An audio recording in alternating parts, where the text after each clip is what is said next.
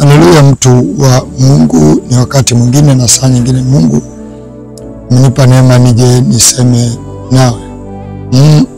Ndio klipu hii, masikitiko makubwa sana ambayo yako ndani ya moyo wangu na ufahamu wangu, hali ambayo kama taifa ambalo tunasifika upendo, umoja, amani, mahali au hatua tulifikia ni hatua mbaya.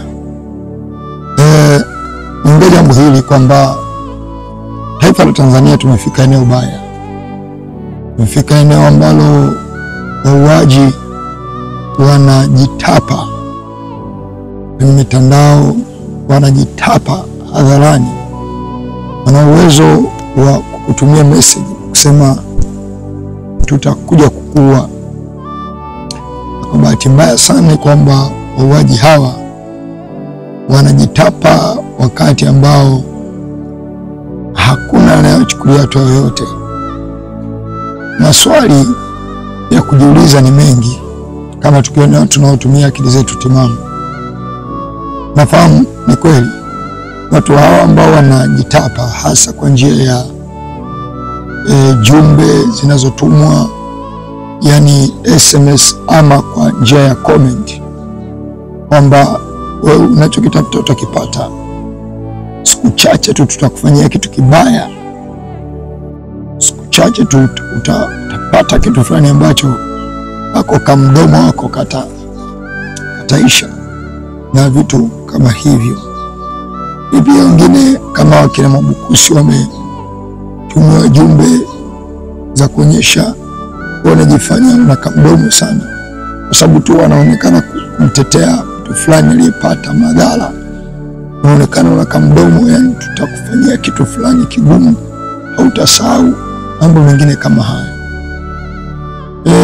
Ni kweli mimi nafahamu jeshi la polisi haliwezi kufuatilia comment zote za watu, lakini kwa nini lisingefungua mlango wa mtu kama ametishiwa? Kwa mfano ni mimi, nika screenshot ile comment, nikawa nina namba fulani ambayo nikaripoti, nikamripoti yule mtu, akakamatwa, akaulizwa maelezo, hebu tuelezee wewe, unaweza kutusaidia kwamba watu kama hawa aidha wakitekwa ama wakipotezwa tusipoona, wewe unaweza kutusaidia?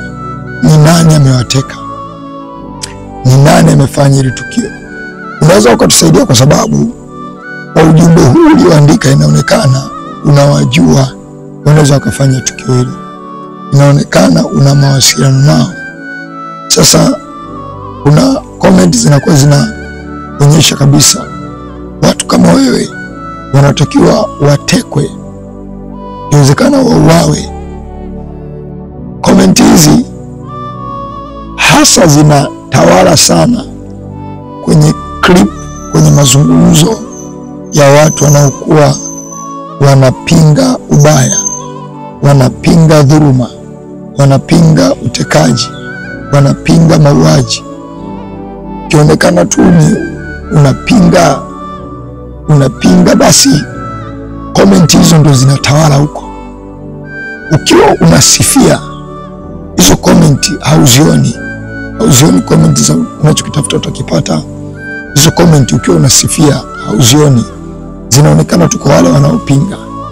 Lakini hoja ya msingi pia kujadili ni kwamba baadhi yao, kama huyo ambaye alitumia ujumbe wa Bukusi, namba yake iko hadharani, ni mtu ambaye kama ni jeshi la polisi ambalo likitaka kumfuatilia, kumjua ni nani, anaishi wapi, ana uhusiano gani, ni mtu ambaye anaweza kujulikana.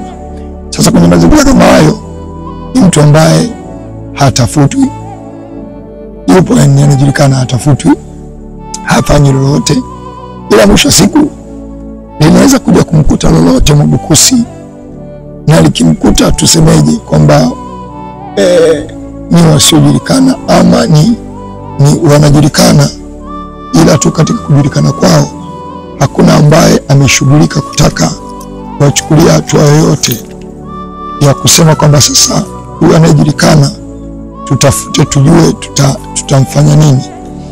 Naongea nini? Naongea kwamba watu wanaohusika kudhuru na kuumiza maisha ya watu kwa vyovyote vile watakuwa wanajulikana, isipokuwa swali ninayojiuliza, kwa nini watu hawa hawachukuli hatua? Nani yuko nyuma yao? Nguvu gani iko nyuma yao? Nani anawasapoti? Je, waliotakiwa kuwachukulia hatua wananyamaza kimya, hawachukui hatua yoyote? Ni kama hakuna kinachoendelea. Wako upande wa hao ambao wanaongea hayo. Je, wanaunga mkono hatari hizo? Wanaunga mkono mauaji hayo? Wanaunga mkono utekaji ama madhara yanaweza katokea kwa watu? Kwa sababu mimi nimeona Padre Kitima alitumia ujumbe kwa njia ya comment kwenye mtandao wa X, zamani ulikuwa Twitter. Alitumia ujumbe Padre Kitima ambao ulikuwa unaonyesha kabisa tunao mpango wa kukudhuru ndani ya siku chache zijazo. Na ni kweli, ndani ya siku kama 3 Padre Kitima alidhuriwa. Yule aliyetuma ule ujumbe yupo, hatumii jina la uongo, anatumia akaunti original, sio fake, ni ya kwake. Confidence alionayo kuweza kuandika tutakufanya kitu fulani kibaya, na inaonekana ni mtu anajiamini kwamba naandika haya, nafanya haya, hakuna wa kunifanya lolote. Ni confidence ambayo nani yuko nyuma yake? Nani yuko nyuma yake? Nani anamsapoti? Okay, anyway, tukiachana na hilo, na mazingira ambayo yako kina Mabukusi wametuma message kwamba unajifanya na kamdomo, njoo Mbeya tutafutane hivyo vitu vya aina kama hiyo. Na uoni labda tamko lolote likitolewa na yeyote, iwe ni majeshi yenye wajibu wa kulinda usalama wa raia, na hakuna anayetoa tamko lolote. Ni kama hakuna kinachoendelea. Na najiuliza swali, wauaji hawa wanapewa nguvu na nani? Okay, kuna wengine wako tu ni kwenye comment yuko anauliza bado hajafa. Wewe unatakiwa utekwe, unatakiwa uwawe. Kuna hao ambao wako kwenye comment. Kuna hao ambao wanatumia majina feki. Ni kama wao unaweza kusema bado hawana nguvu kubwa, lakini wapo wanaotumia majina original. Ni mtu anatumia jina original, au ni mtu anatumia namba ya simu anatuma ule ujumbe. Kwani huyo mtu asingekamatwa aelezee imekwaje? Yeye ni nani? Afafanue na kikundi kilicho nyuma yake, afafanue na watu waliko nyuma yake. Nataka niwaambie mamlaka, kwenye mazingira kama hayo hamwezi kukwepa lawama za kwamba watu wanaoteka au kuumiza watu wanaweza wakawa wana nguvu nyuma yao, na hii inawezekana nguvu hiyo kawa ni nguvu ya mamlaka. Kwenye mazingira kama haya ambayo mtu anayetishia kuteka mtu, kuua mtu, anaonekana kabisa bado hajafa, subiri kitakupata, utaona tutakufanyia jambo fulani, wewe utakiwa kutekwa, utakiwa kuuawa, lakini mamlaka ziko kimya. Inawezekana kweli, sawa, au kwenye comment, lakini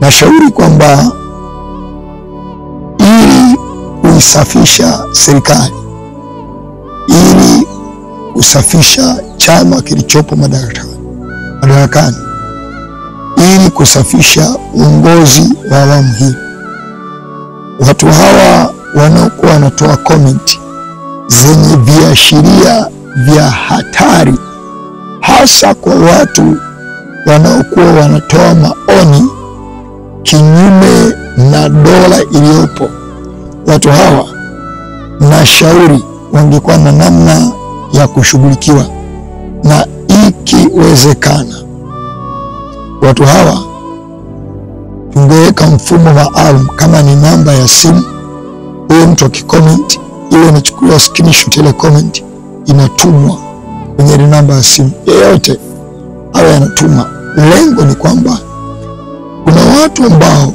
katiba inaruhusu kutoa maoni, lakini ukitoa maoni kuna watu wanakuwa kwenye hatari sana, au akina Askofu Makula, akina Bagonza, akina Kitima hatari, yani wanakuwa kwenye hatari kwa sababu tu kuna maoni wanatoa. Anyway, mimi nisemacho ni kwamba katika mazingira yote yale, fahamuni neno hili: mwanadamu unapita duniani, unapita hata kama una mali, unapita hata kama una cheo, unapita hata kama uko upande wa watu wanaonekana sasa hivi uko salama, unapita hata kama utamiliki mali zozote, utaua watu, utasuka mipango ya kuua, sijui utahakikisha kwa kweli nimemuua, tumemkomoa, sawa, tutatangulia tu sisi, lakini wewe kupita, unapita. Sisi tutatangulia, sisi tutadhurika mapema, sisi tutapata madhara mapema, ila na wewe unapita, au utaishi milele dunia. Na hili dunia hili mnajifariji tu, lakini wote nyinyi mtakuja kufa vibaya, mtakufa vibaya wote nyinyi, wote mlio nyuma ya watu au ambao wamechukia, mtakuja kufa vibaya, mtakuja kufa vibaya, vifo vya laana. Mmejaa laana, mmejaa damu, mnanuka damu za watu, mnanuka machozi ambayo watu wanalia kwa ajili ya ndugu zao. Yote vile naweza nikasema kwamba kwa watu ambao tunaweza kuwa tunatetea watu kwa msingi wa Biblia, kifo tunafahamu kwamba kipo, na maandiko yanatuambia heri wafu wafao katika Bwana tangu sasa. Kifo tunafahamu kwamba kipo, na naongea kifo hii kwenye mazingira magumu sana, lakini katika yote hayo nataka nikufahamishe kwamba nawe pia utatoa hesabu ya maisha yako. Mathayo Mtakatifu 7:12 maandiko yanasema, basi yote mtakayomtendea na watu, nanyi watendeni vivyo hivyo, maana hivyo ndivyo Torati na manabii.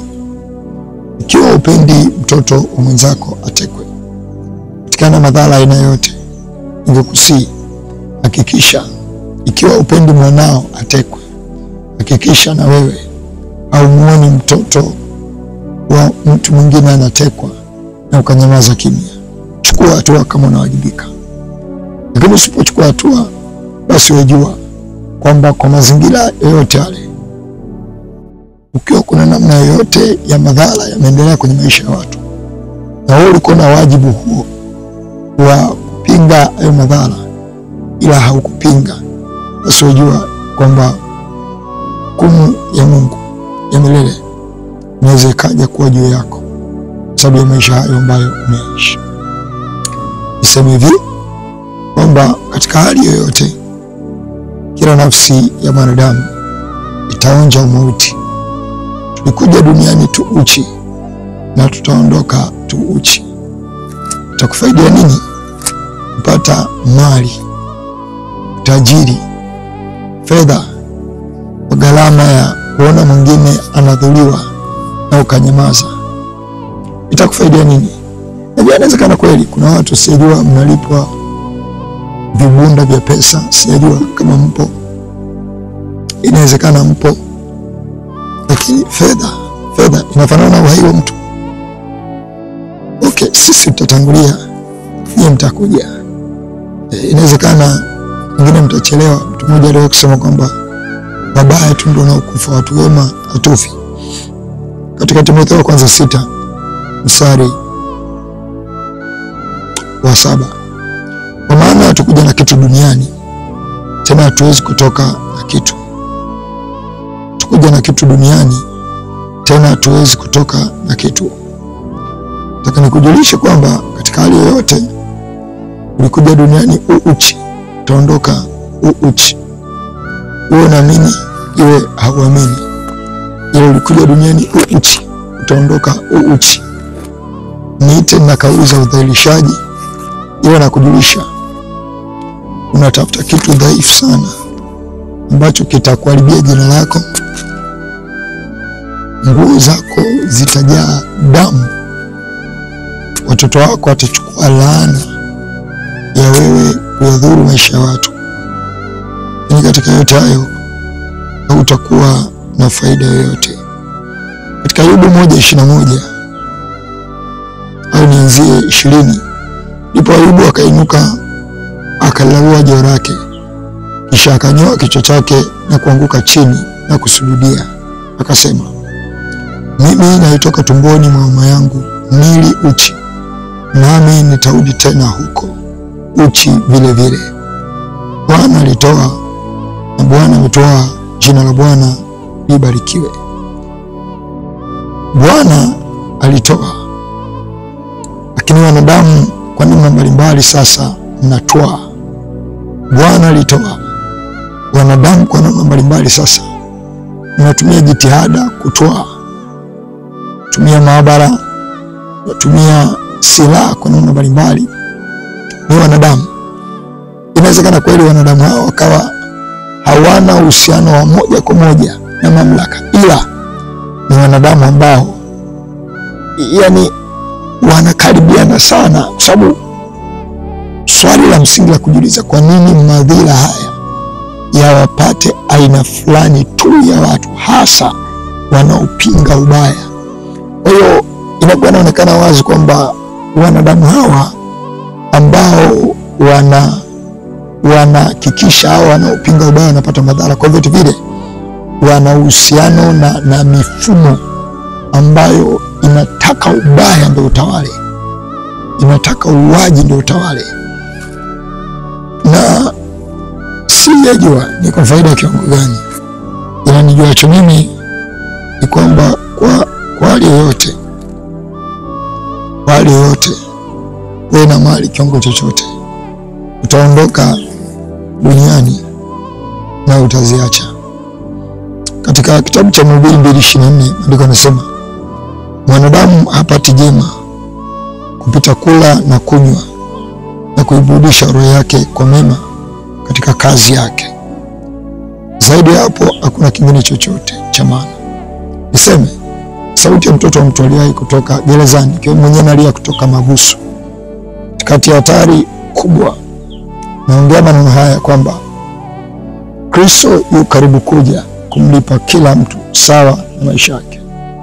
Hii ndio maana la neno Maranatha.